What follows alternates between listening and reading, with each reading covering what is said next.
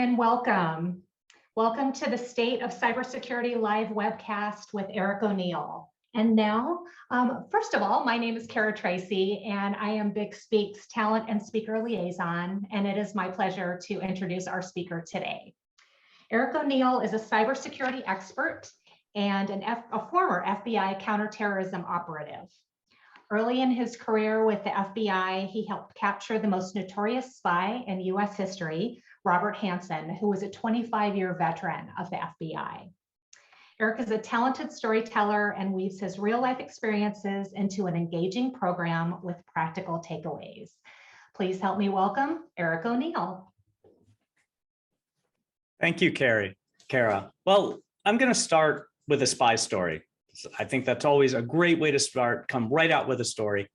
And this is about Robert Hanssen, who has just had an amazing day. His children, he has 6 of them, have come into town in their home in Vienna, Virginia, which is right outside of Washington, D.C., if you know the area. They go to church together. They ate this wonderful dinner together. His best friend has been in town for the weekend. It's a Sunday. And at the end of this amazing day, he takes his friend to the airport, drops him off at the curve, and makes a stop on the way home at this little park called Foxstone Park in Vienna, Virginia. Now, it's a well-trod park. People use it every day to cut through to the Washington, D.C. Metro to get to work. People use it to walk their dogs and to go jog. But it's late at night on a February evening in D.C., so it's freezing cold. His breath is frosting in front of him, and he walks down this small path completely alone in the park, which is very important to Robert Hanssen. And he reaches a footbridge in the center, looks around. Now, autumn has stripped the leaves from the trees, so he's completely safe. And when he feels he's totally alone, he reaches into his sport coat and he pulls out a package about that big. It's wrapped in packing tape and trash bags, so it's completely protected from the elements. He steps off the bridge. He slides it into the superstructure. Well, it won't be seen by kids at play or a casual observer. Gets back on the bridge, knocks the dirt off his shoes, and he smiles to himself, because Robert Hanssen has just loaded his final drop to the Russians after 22 years of spying for them. Let that sink in for a moment. This is the year 2001, just before September 11 changed the entire way that we live and we travel. And in that moment, in his final drop, he had spied for over 22 years, which means he began spying for the Soviet Union and spied for so long, he survived the collapse of the Soviet Union when all of those old KGB intelligence officers were out of a job, and reinvigorated his spying when the Soviet Union reformed into the Russian Federation. Now, what's important about that is that when all those KGB guys were out of a job, they were selling secrets, and the highest bidder was often the United States. And during my time in the FBI working undercover, chasing spies and terrorists through the streets of DC, we were catching a lot of those old Cold War spies. We caught Earl Pitts, Jim Nicholson, Aldrich Ames, but we never caught Robert Hanssen because he was very different in how he spied. First of all, for 25 years, he was about to retire when we caught him. He was in charge of looking at counterintelligence, countering Russian spies who were working against the United States.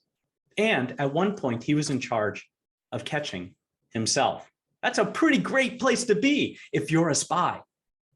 But it wasn't just that. He was a different kind of spy. Robert Hanssen was our first cyber spy. He was able to find flaws in computer systems at the FBI and other agencies during task forces that were never built to defend, certainly not from someone within the circle of trust. He was able to slip between computer systems and extract data and drop it in these old dead drops in a new way. He dropped floppy disks. Now, that's usually when I'm on stage and I'm looking at my crowd. This is where I can tell the age of an audience by how many faces are looking at me like, what's that, right? If I ask my kids where the floppy disk are, they have no idea. But he was dropping data to the Russians before anyone else. And today, as we look at how cyber attacks have evolved, how cyber espionage has evolved, we know one thing is true. There are no hackers. There are no hackers. There are only spies. hacking is nothing more than the necessary evolution of espionage. And we have seen extraordinary cyber attacks within the last number of years. And many of them are led by spies, by intelligence officers who have had to change how they steal our data. It used to be back alleys, bars where government employees were coming out with their little ID badges that show where they work and what their names are and getting their 3 martini lunches. And the Russian intelligence officers from the GRU or the KGB would be sitting in there waiting to see who's drinking in the middle of the day and co-opt them and convince them to work with them either by blackmail or ideology or bribing them with tons of money. Today, that doesn't have to happen. A cyber attacker, a cyber spy can launch an attack using a computer system from Moscow or Beijing or Tehran or any of the countries that routinely attack the United States without even getting on a plane. They just have to send an email. And for the last 2 years of the pandemic, they have been eating our lunch. Today, we live in a completely connected world. And everybody today, because of the last 2 years of the pandemic, has a COVID story. I've got a nutty one. When the lockdown happened and the kids started going to school and trying to go to school, and 2 of my children were in virtual learning, we were seeing how, unfortunately, their school really failed. My wife took my youngest 2 children and moved them to Germany. If you've read my book or you watched the movie Breach, you know quite a lot about me. But my wife actually is German. She still has her German citizenship. So she was able to take them, enroll them in school. And my youngest 2 and my wife moved to Germany for 6 months, and I was left with my 12-year-old daughter. I got to be a single father of a new teenager, and that was one heck of an experience. But everyone has a story like that. Stresses that are put upon our personal lives while we are in the middle of a massive lockdown. And many companies were examining their security during this problem. The World Health Organization declared the outbreak, right, the COVID epidemic, a pandemic on March 11, 2020. And think about what happened to all of us within the next few weeks. Remember in 2020, when the White House said, we're just going to take our laptops home for 2 weeks to stop the spread of COVID-19? Over 2 years later, a majority of workforces are still distributed. And what I mean by that is working from home. Now we're starting to come back, what I call pandemic 3.0. 1.0 was, oh my God, there's a pandemic, everyone has to go home. With some companies within a day. Pandemic 2.0 is the 2 years of learning to live in a distributed workforce with the pandemic surrounding us. This pressure situation, and you never should examine your security within the pressure situation. You always want to do it when you have time, when you can red team, which means test your security, when you can find those flaws before someone like Robert Hansen finds them. Pandemic 3.0 is how we are returning back to work. But as many of you have probably noticed, millions of employees, actually the majority of employees have said they don't want to go back to work full time.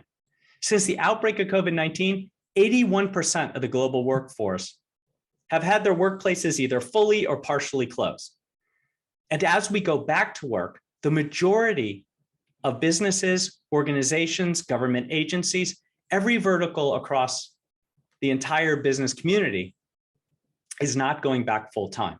Most, in fact, are allowing a combination of full-time and in the office.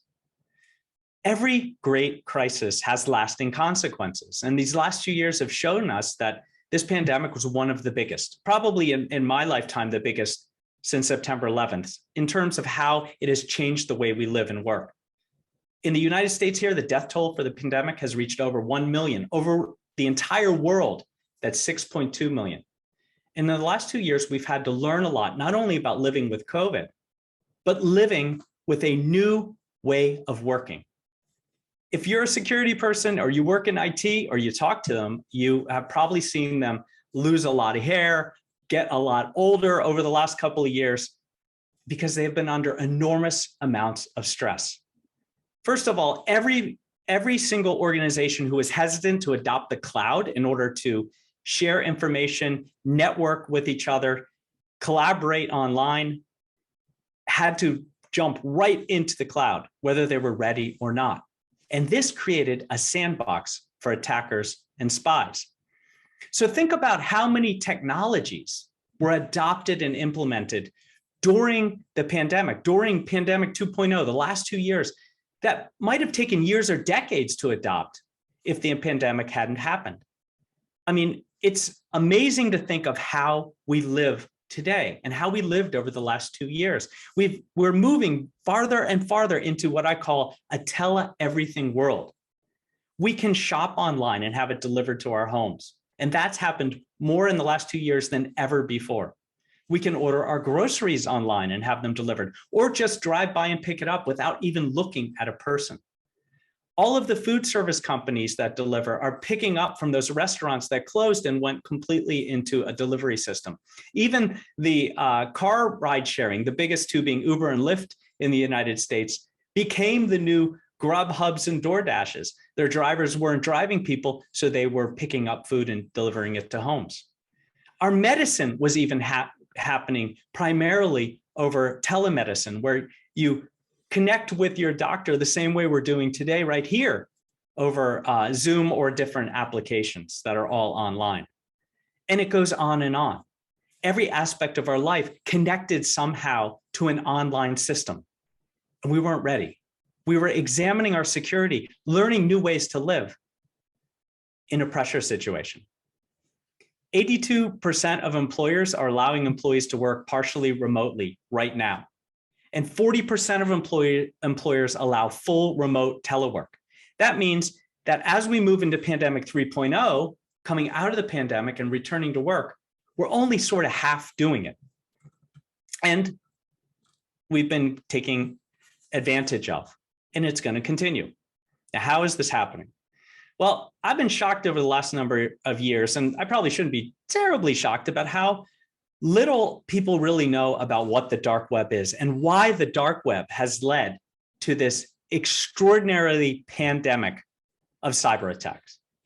So let's just talk about the dark web for a little bit, because everybody should really understand what this is. We talk about it all the time. The dark web, it's this terrible place. It's this place where all the criminals exist. That's true. But to understand the dark web, you have to understand the internet. And the best way I can explain what the internet is by talking about an iceberg. You know how an iceberg, a big portion of it sticks right out of the water, right? And if you think about the old Titanic, they were afraid of icebergs, not because they were going to hit some chunk of ice sticking up out of the water, but because that chunk of ice goes deeper and bigger as it grows. Only 10% of what we think of the internet exists outside of the water, what we call the surface web. Now, the surface web are all the things that you can connect to using something like Google or Yahoo or any normal search engine. Things like your public web page, information that is out in marketing, a lot of the social media that's in the public, things that you want someone to find out about you, or that people put in the public, like my wiki page. I didn't create it. People keep creating it and updating it. It's kind of interesting sometimes and scary to be a public figure. But my personal web page is something that is on the surface web. I want everybody to see it. Now, the other 90% of the internet is underwater. This is what we call the deep web. Now, the deep web are all those things that are confidential, the things that we don't want someone to find just by entering information in a search engine. These are your confidential records. They're the things that are stored on encrypted clouds on Amazon or Microsoft. They're the things that sit on your closed network that you don't want a competitor to have. They're the financial information that you get to by using a username and password and hopefully two-factor authentication. It's all your information in your bank. All of that stuff is connected to the internet and protected through layers and layers of security. It's inaccessible unless you have a username and password and you're supposed to get that information, or you're a criminal, because this is the information they want to steal. This information is the data that has become the currency of our lives. So that's 90% of the internet, the deep web. There's nothing bad about that information. It's just information we want to protect. But 5% of that 90%, that last little tip of the iceberg in the deepest parts of the water, That's the dark web. And here there be monsters. The dark web was created years ago for US intelligence operatives, people like Navy SEALs who were working undercover by enemy lines. It was created by the Department of the Navy so that our guys and gals who were over there working undercover could communicate back through an open internet channel, but have it completely be anonymous and encrypted and impossible for foreign intelligence services to intercept. And when it was created, the creator said, hey, this could be abused and used for ill purposes. But of course, we created it. Now, it was taken and put in the public. The idea being that people who are being oppressed, people who can't get regular news, people who are in countries like China where they're not allowed to have a lot of the information that freer countries are able to find, or North Korea, for example, could leverage the dark web and the anonymity and the ability to hide your presence when you're there to get good sources of information that everyone should have. So those are the two good aspects of the dark web. See, nothing is ever really just good or bad. Everything is in shades of gray. But the dark web was also co-opted and now has been taken over by criminal enterprise, cyber criminal syndicates, foreign intelligence agencies, and it is a clearinghouse for everything that is stolen online. I would bet that every single person that is listening to me today, pretty much everyone around the world, has lost a username and password from some breach, and it is sitting on the dark web. And that's one of the big reasons that the dark web can be so dangerous, because it allows anyone to get involved in cybercrime. All you need to do is be smart enough to get a Tor browser, which is a special browser, know where to search on the dark web. There are clearinghouses on the dark web that it's just like using eBay. They even get reviews from users. I'd like to buy a toolkit to start launching ransomware attacks. And you buy it, and then you can review the seller to say, this was a legitimate seller. I actually got not only the information, but a help desk where I could ask how to start using the malicious software. You can buy everything from malicious software that's custom made to DDoS attacks. So these are distributed denial of service attacks, where you flood a network with so many attacks. One of the most recent example was there was a documentary put out called What is a Woman? Maybe you heard about it. Whether you watch it or not doesn't matter, just that it was controversial and it was attacked. And the company that put it out, when they tried to launch it, their launch was truncated because so many requests flooded their server, they couldn't get it out. That's what a DDoS attack is. During the pandemic, for the 2 years of the pandemic, some of the biggest DDoS attacks that came out were against schools, students who hired a hacker, cyber attacker online on the dark web. These are the smart kids probably, to launch attacks on their school to shut it down so they didn't have to take a test probably. I call it the modern example of pulling the fire alarm. And so much more. You can even buy, I don't mean to get a little grotesque, but on the dark web, you could buy a heart or a liver or eyes. Eyes go for about $2,500. A heart plus the surgery, about $500,000. There's so much on there, but it also allows criminals to be paid. And that is why cryptocurrency has taken off and become so big, because cryptocurrency is the way that criminals using the dark web are able to get paid using online wallets. So obviously, if you are locked by, say, ransomware, and I'm going to go into that in a moment, and you got to pay, you're not going to use your Visa or MasterCard because the FBI will immediately be able to trace that and catch the criminal. But when you move it into a cryptocurrency wallet, and then the criminals start moving it very quickly using resources on the dark web, companies that are on the dark web, criminal companies that are just there to help you move your money around, they're going to about 90% of the time get away with it, especially if they're not in a country that has any kind of extradition. Now, the dark web is pretty important to the world of cyber attacks. And in fact, according to the World Economic Forum, the dark web is now the third largest economy on Earth. In terms of GDP, now the dark web is bigger than Japan and Germany combined. It still goes the US and then China, and it used to go Germany and then Japan, but now it goes US, China, the dark web. a place that has no borders, a place that has no stores. You can't go in and say, hey, I'd like to check out this malicious software. There's nowhere you can do that. It's all completely online. And this custom malware that is bought and sold on the dark web has led to an unprecedented number of ransomware attacks.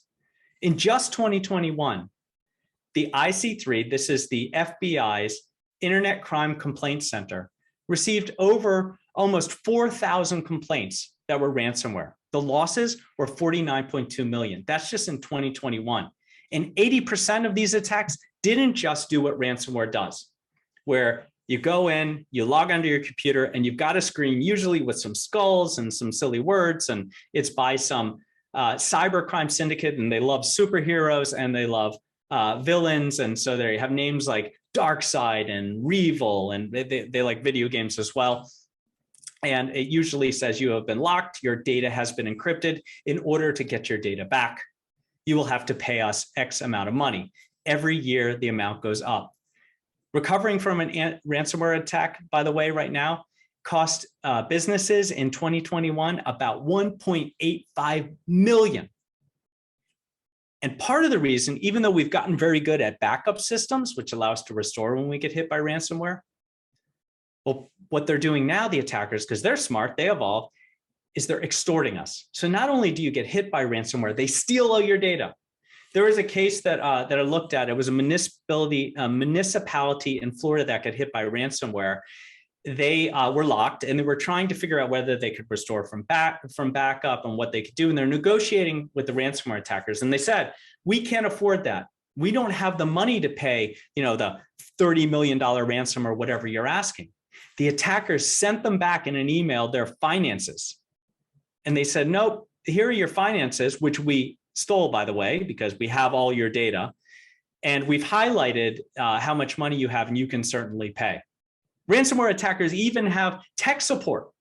Because they control your computer, they can open up a chat window and you can chat back and forth with them, not only to negotiate, but to ask, how do I buy cryptocurrency so that I can pay you and get my data back? And then there was a big travel company 2 years ago that was hit by ransomware. They decided to pay, but they didn't know how to use the decryption key they received to restore all their data. And the ransomware attacker said, you know what, we already control your computer. We'll just decrypt it all for you. See, they have great customer service because they know you're going to be a repeat customer. In April 2020, I want to highlight this great ransomware attack. Colonial Pipeline got attacked by this group called Darkseid, right? Once again, like comic book, video game type names with these attackers. At 5 a.m. on Friday, May 7, their entire weekend was ruined. Now, attackers love to do attacks on Fridays when they know everybody just wants to go home, and just before holiday weekends. They time these things so they can hit you when you are at your most vulnerable. This control room employee in Colonial Pipeline sees a note that demands cryptocurrency, which is how this happens. All of the IT systems were locked down. Now, Colonial Pipeline is important. They move all the gasoline from the West Coast to the East Coast of the United States. And this ransomware attack became this huge sensation because they learned about the attack at 5 o'clock, and by 6:10, they shut down all operations for 2 weeks. That meant gasoline wasn't moving from the West Coast to the East Coast, and that meant gas stations near where I live, here near just north of Washington, D.C., ran out of gas. And when people run out of gas, chaos happens. You've probably seen this a bunch, especially with how angry people are with the gas prices so high. Imagine if they can't have gas. Attackers were able to get into Colonial Pipeline by compromising a password to a disused account. It was a contractor who wasn't working for them anymore, and the account was abandoned, but they hadn't deleted it. It was a VPN account, so it was a contractor who was working from home during this remote time we live in and able to dial into their systems from outside. Where'd they get the password? They bought it from the dark web, probably for a couple of dollars. Because what happens is passwords don't work. Takeaway number one, you cannot rely on your password. It's completely useless. As soon as you created your password, it was lost somewhere and it's for sale on the dark web. That account did not have anything other than a password protecting it. There was no multi-factor authentication. And MFA is, of course, when you enter your username and password, you get a text to your phone, and then you enter that one-time number in order to give you the second layer of authentication in order to get into the data that is the currency of our lives. And Colonial Pipeline was under a huge amount of pressure. Gasoline had run out on the East Coast. Biden and Putin were yelling at each other. There was this huge amount of reporting in the press. This was the story you probably saw with people who were filling up trash bags full of gasoline when they could find a gas station that was open, which can be very dangerous and also problematic if you're driving home in your car. How do you freaking get this thing into something that you can then use to get it in a gas tank? People were making bad decisions, and so they paid. On May 8th, they paid a $4.4 million ransom. The FBI was able to recover about $2 million of that, but they still had to pay. And ransoms have skyrocketed from them. The highest paid ransom is $50 million. The biggest ransom request has been $70 million. And each year, the cost of ransomware goes up. And it's not just ransomware. We're worried about getting in and seeing our computers locked, but the biggest cyber crime in the last 2 years was something very simple. It's what we call business email compromise. In 2019, it cost organizations $26 billion. By May of 2022, this crime now exceeds $43 billion. So what is a BEC attack? It doesn't sound as sexy as ransomware, right? But it's so much more damaging. We also call this CEO or CFO fraud attacks. This is where you get an email that's spoofed to seem like it comes from someone with authority in your company. And it's probably happened at least once or twice. Now, that doesn't mean that you've been tricked by it, but you're getting these emails in every organization that is listening to me here on this webinar. So the CEO sends you an email as say the controller and says, we are not going to get this major bid, this proposal, unless we quickly send this wire to one of our vendors. Here is the invoice or the PO for the wire. I need you to send this immediately. So what's happened there? Email comes directly from the CEO. The person is working from home, so is used to just getting emails and is in a pressure situation. Has to happen right away. Don't think too hard, just get it done. And in a high degree of circumstances, this has been fooling businesses all over.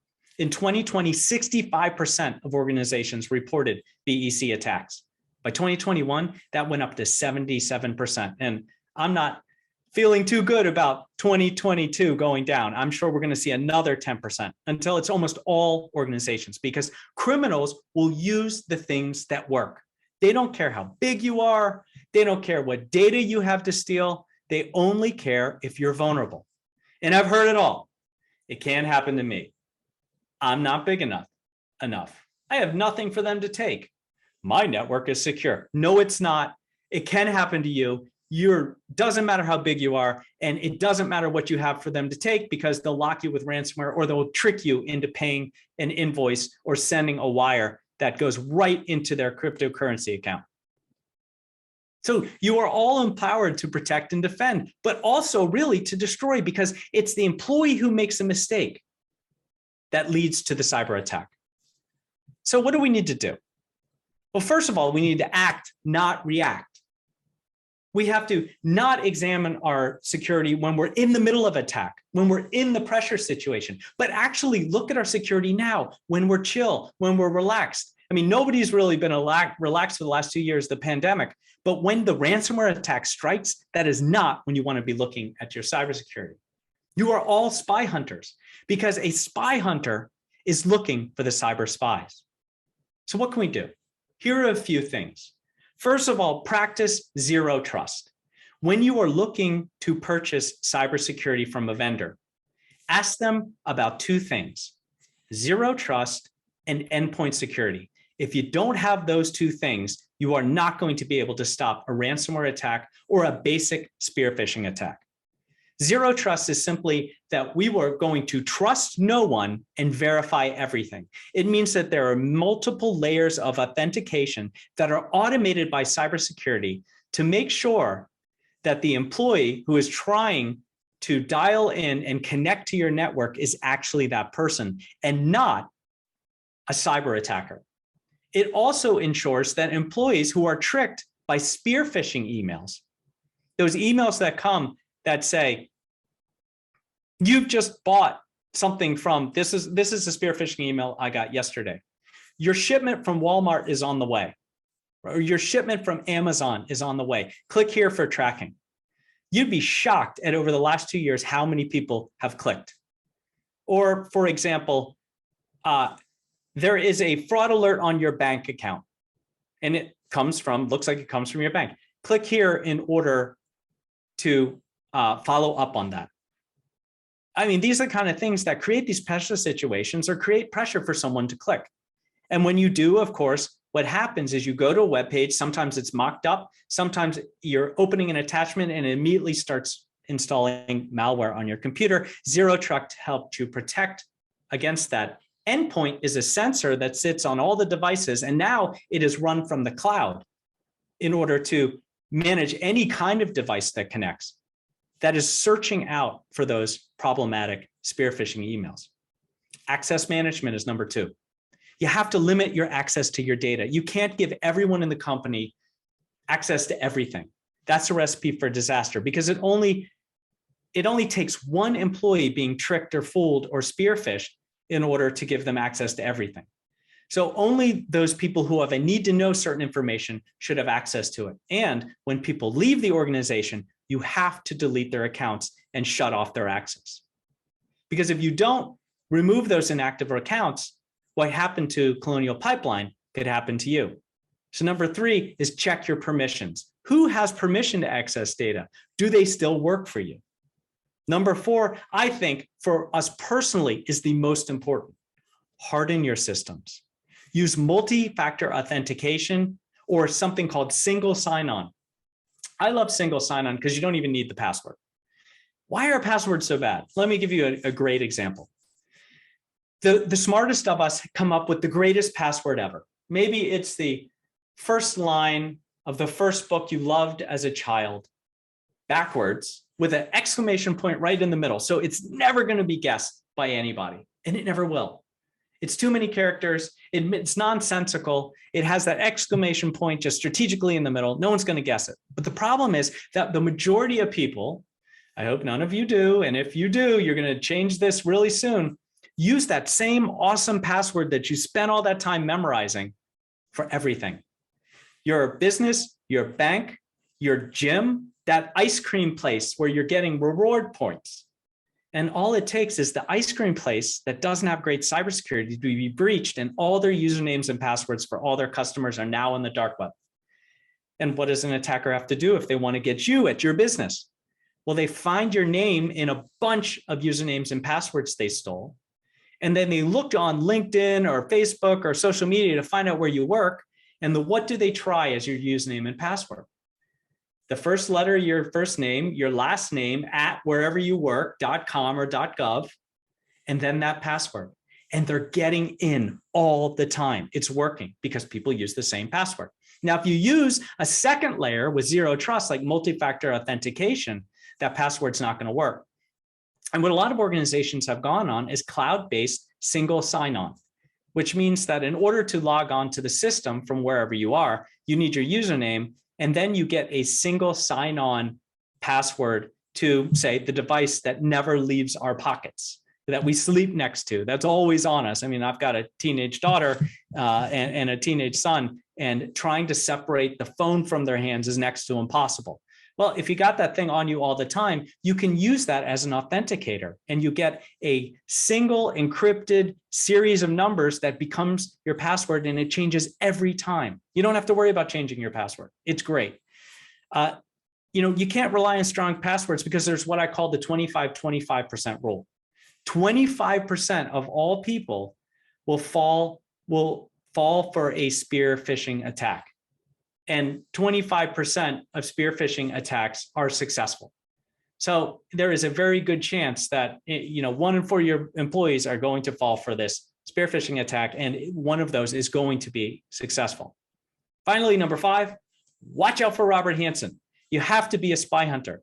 just because it's easier to send a spear phishing attack to an employee in your company or one of those fake BEC emails that say, pay this wire quickly, doesn't mean that the spies are still not trying to recruit, which means that your systems, your technology, your cybersecurity also has to be aware of when things are going wrong.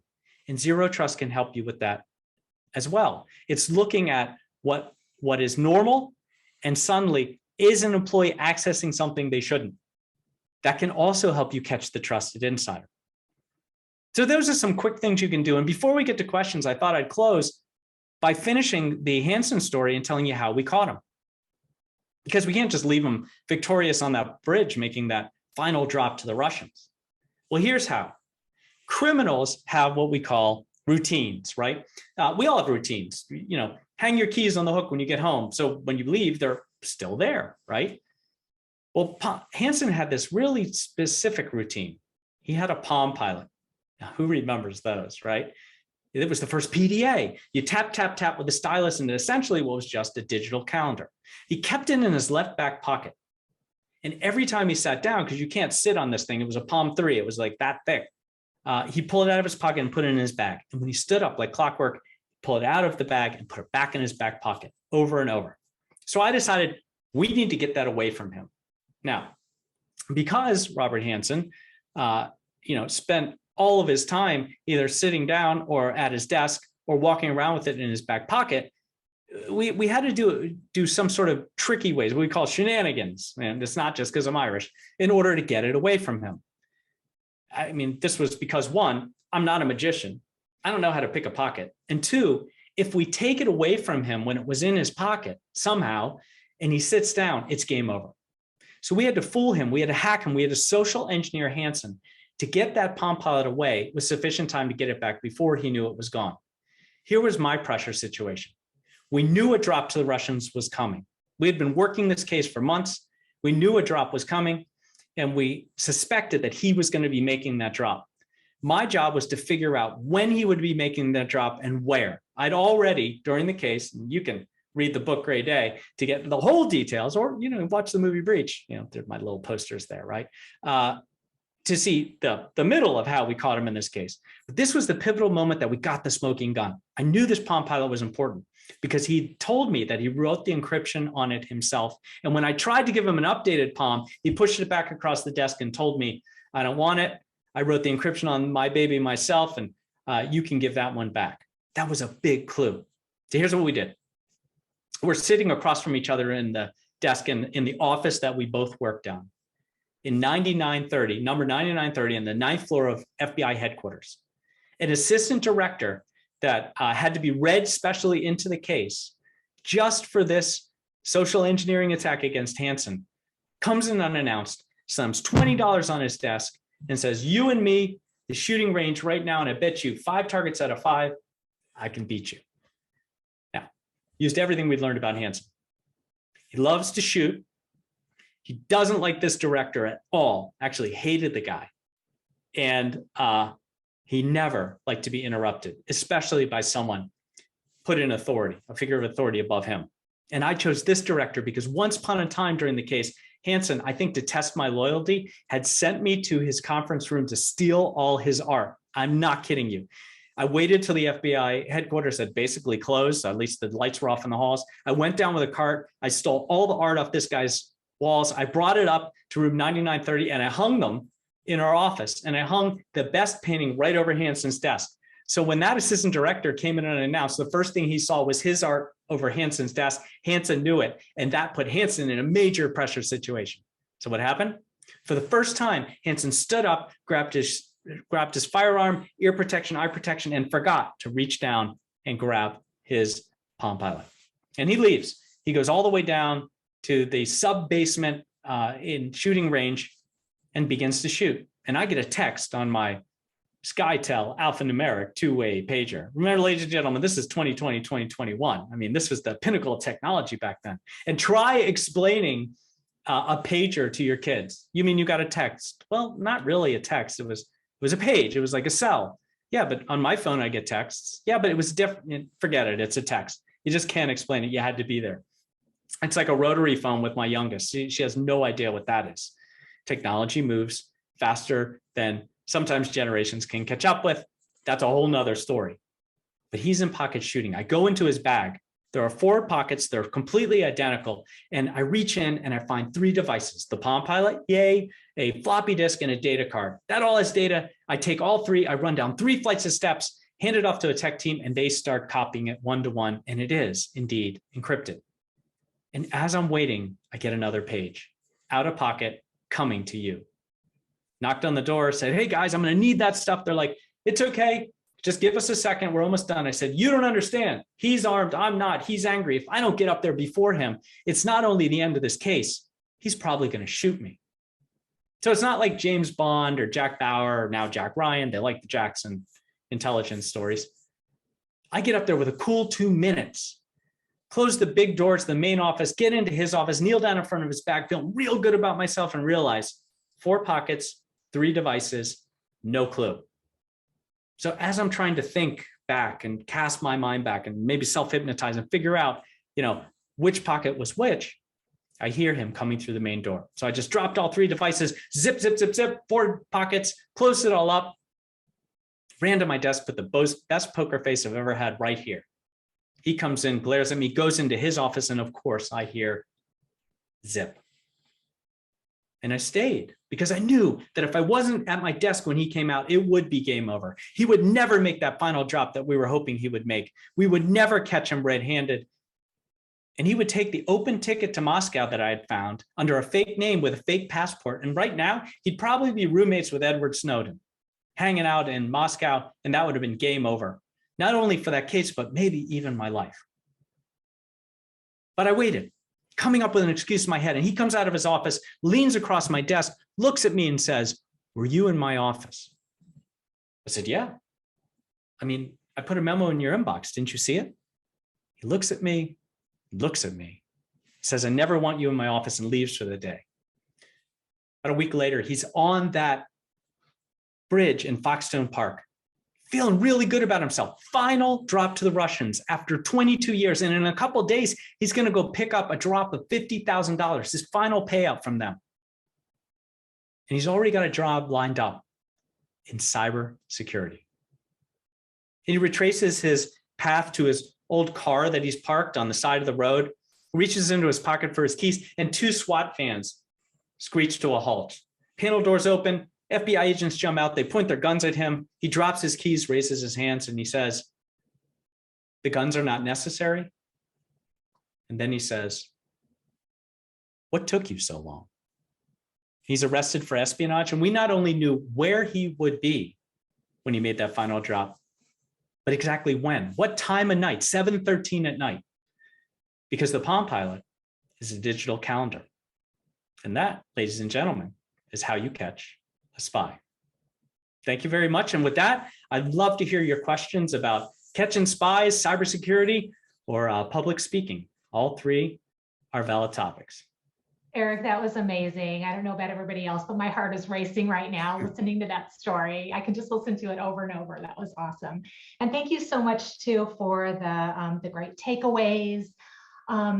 So you gave us a lot of scary information. You gave us some amazing takeaways. What would you say is the best thing, the first thing that people can do to protect themselves and their organization as soon as they get off of this webinar?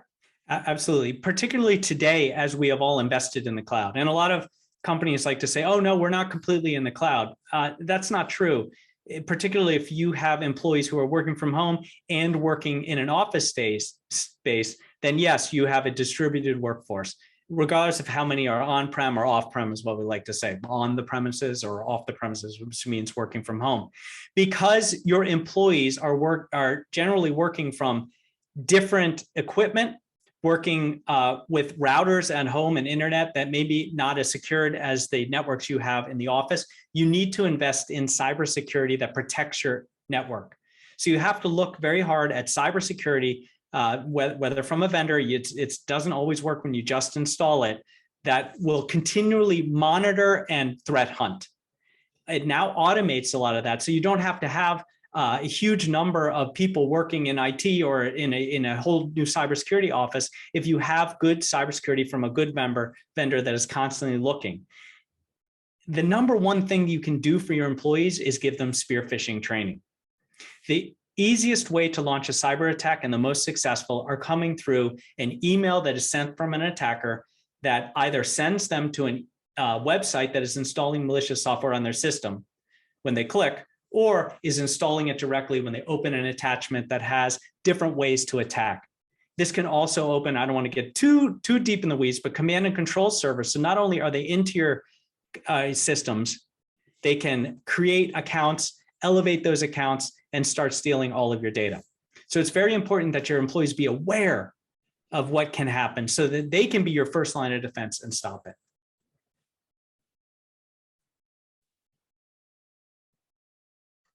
Thanks, Eric.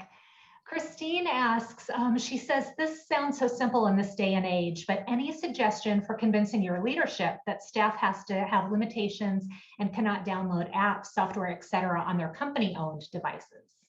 That is a really great question. And I always get asked when I speak to the major cybersecurity conferences.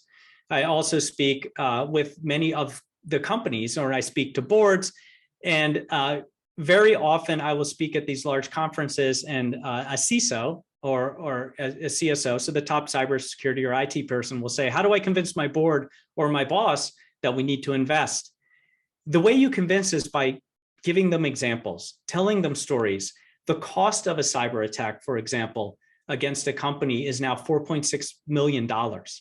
That's not just recovering from the cyber attack, but preventing cyber attacks in the future, remediation, finding out where it went, and all of the downstream effects, such as the public perception of the company that is going to come from that, paying any fines or regulatory problems, all of the public reporting that causes your marketing team a nightmare.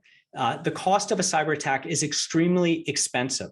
So when you're trying to sell it up, and next I'll talk about selling it down, when you're selling it up to boards and leaders of a company, you need to explain that it is far cheaper to examine your security when you're not in a pressure situation and invest in cybersecurity that will protect you into the future. If you're a federal contractor, you have to have a gold standard of cybersecurity now called Zero Trust. There was an executive order issued by the White House. What that is going to create is a insurance premium for anyone who doesn't have that gold standard. And in fact, there have been regulatory rules that have been issued based on Sarbanes-Oxley that will require a cybersecurity professional to be on a board, for example. So this is a very important thing, and it is, especially in the last 2 years, the way that attackers have attacked have changed so much that we have to be on top of it. Now, convincing employees, you convince your employees through good training that trains through stories, right? They need to understand that not only are they making their business vulnerable, your organization, but they are personally vulnerable. If a person gets locked by ransomware, they're going to have to pay. You're not going to be paying for them. If they're using their private computer at home, working remotely, they can lose all their data from their bank account. They could suddenly have every single one of the pictures of their kids that was stored on their laptop is now disappeared and held for ransom. And it can go on and on from there. So one way that I explain it when I'm talking to employees is, would you want every single one of your emails for the last 10 years published online for anyone to go through? Just think about what's in there and how embarrassing some of that could be. And that usually makes people quickly change their passwords. I've even been giving keynotes where I can see people pulling out their phones, not because they're bored, but they're rapidly changing their passwords on their bank accounts because I just said they should. That's awesome. I think I'm going to be changing some passwords myself after this webinar. Well, another way you can go about it is you can use the password generating applications like LastPass or OnePass. I don't ever, when I'm speaking, promote one or the other, but they're very good if you go and you use some of the best ones. I have a friend who just, he's using one, and he just told me a really great reason to use them. He said that he gives his primary password to get into the account that creates all the passwords for all his things to his wife. That way, if a catastrophic thing happens and he passes away, right, or he's hurt or killed, she can actually get into all his accounts. Have you thought in sort of your estate planning, what happens if something happens to you? Can your loved one get into all those accounts? I have a cousin who he died in a tragic accident. His family was trying to shut down his Facebook account because there were things on it that they didn't want people to see, and they couldn't, because they couldn't get the password. They couldn't even get Facebook to shut it down. They don't do that for you. So these are other things to think about. There's always another layer and another layer that we have to think about with these things. We'll have to add another webinar for that one. Right. So Eric, what is the next big trend coming in the cyber war? Right. The next big trend in the cyberware, and I hate to say it, but I think we're going to see more attacks on critical infrastructure. Now, this might not impact you directly if you're not a company that deals with critical infrastructure, but there are many are. And remember, critical infrastructure is not just lights and power. It's also the flow of water, natural gas to homes. It's communications. If you can't send a text or you can't use your phone, that is going to create chaos. It's our financial sector. It's virtually everything, really. It's anything that we can't live without that would cause chaos in the lives of normal people in a country, in all countries. In January of 2022, the FBI, CISA, and the NSA got together, and CISA is the is looking at cybersecurity, and put out a joint report. And when those three get together about anything, you got to listen. And what the report said was that Russian cyber spies have infiltrated major aspects of our critical infrastructure. Now, I know, because I'm a national security strategist, so I work with CISA, I work with all of the cybersecurity companies about thought leadership and how we can protect ourselves, that the majority of these attacks were looking at our power grid. And not only that they had been able to get a foothold into networks and systems, but maintained presence. That's really important, because what cyber attackers are doing is trying to figure out how they can generate a critical mass of attacks to bring down large sections at once. Why? Because a future war here in the US in particular, and in most of the Western world, is not going to be fought like the war that is happening in Ukraine. It's not going to be bullets and rockets and guns. It's going to be cyber attacks that disrupt, cyber attacks that deny, and cyber attacks that destroy, which can happen particularly in manufacturing plants. So it's something that we have to be very aware of, and I think we're going to see more of it. We had two major cyber attacks against critical infrastructure in the last 2 years. Colonial Pipeline that I highlighted was one of them. Another was against a major cyber software provider to the US government and Fortune 500 companies called Kaseya, and another was SolarWinds. Those are critical infrastructure cyber attacks that were extremely successful. Two of them were criminals, one of them was spies, and they were very lucrative for both the spies and the criminals. And I think we're going to see quite a bit of that into the future, because if they don't want to just cause problems, they want to make a lot of money. And either way, they're going to launch those attacks. Thanks, Eric. I think we have time for one or two more questions. Eleanor wants to know, why did Hansen spy against the United States, and what motivates a person to become a spy? Well, I'll take the second first.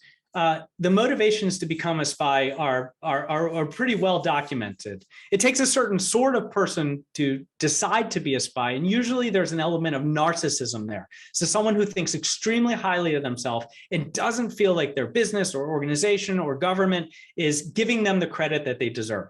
And they can be recruited in one of three ways, and sometimes it's a combination of them. The easiest, of course, is bribery. I give you money, and you stick this thumb drive into your computer and execute the program on it, right? Now the bad guy's in the network and they can spy. The modern trusted insider, modern moles are always using computer systems in order to give access to their intelligence officer trying to get them to spy. Or blackmail.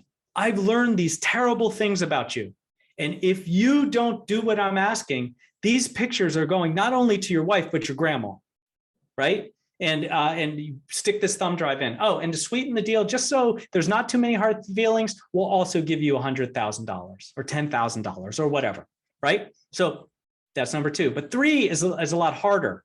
Ideology. You think more like I do. Your religion is more like mine. Your politics are more like mine. Your employer doesn't think this way. Your employer is a terrible company that does terrible things. Help me and you'll be helping the world. People buy this and then they do what they need to do to attack. Now, in Hanson's case, it was a combination of some of these things.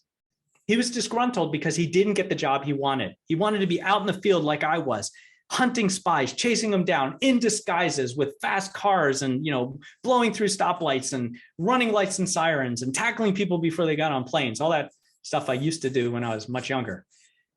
Instead, he was made an analyst. Now, analysts are the bread and butter of investigations. They're the most important, but to him, he felt like he was made a librarian.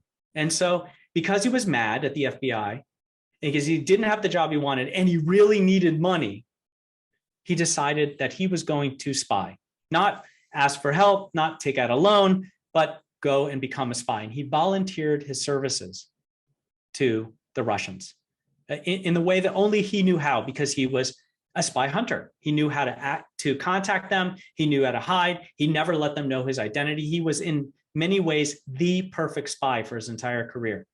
And at some point, he was making enough money he didn't have to spy. But at that point, I think he continued because spying was the thing that made him belong to something so much bigger than him. He was the best at it, the most damaging spy in US history.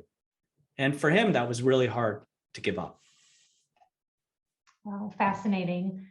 Eric, just one last quick question. Do you customize your keynote presentations? Yes, it's great. That's a great question. I do. I don't have stock presentations. If you go on BigSpeak's website, and we've created some examples of keynotes I can give, because you got to have examples to know the things I like to talk about. On my website, there are some others, but those are just guides for the sort of things I can speak about. The way that I look at every keynote is I'm not just dumping information on a crowd. I need to do three things. I need to entertain. I don't ever want to be boring. That's the problem with cybersecurity. A lot of the speakers are brilliant and they've got great ideas, but they came from Cyber Command and they just don't have a story to tell. And the audience is bombarded by information or fear. And they walk away thinking, well, I've learned a lot, but great, that wasn't so fun. Usually I do an opening or a closing keynote, so I know that entertaining is going to be very important. I also inform. You're going to walk away with real information, hopefully told through stories that you can personalize and continue to think about. And then finally, I want to inspire. I want my audience to walk away really thinking, feeling like they just saw a good movie and they just want to go and have a cup of coffee with their buddies and talk about it. I want them to carry my remarks into all the breakout sessions, especially when I'm doing these major conferences, or bring them to their team meetings in the office after I'm done when I speak for a company. That inspiration is really important, not only to how I speak, but because that inspiration is what leads people to do the smart things when they're faced with a cyber attack. And yes, the way that I go about this is learning about the customer. I'm an investigator, so I learn a little bit about your business. I learn about what you want to achieve. I learn about the theme about your conference or that speaking day. Who is presenting it? Is it coming from IT? Is it coming from the C-suite? And then we have a pre-conference call where we talk about everything that you want out of the keynote. Then I start writing the keynote and I write it for you. So every keynote I do is different. The one thing that I don't seem to ever be able to get away from is telling that Palm Pilot story. I love to tell the story, don't get me wrong. But the few times where I've decided, I'm not going to tell that story, I'll tell a different one, people always come up to me and say, 2 years ago, I heard you speak and you didn't tell that Palm Pilot story. And I was telling all my friends that it's the best. So I realized it's kind of like the Eagles not doing Hotel California at one of their concerts. You gotta do your greatest hits. That's awesome. Thank you, Eric, so much for your time today, for sharing this, your story and great takeaways for the audience. And thank you all for being here today.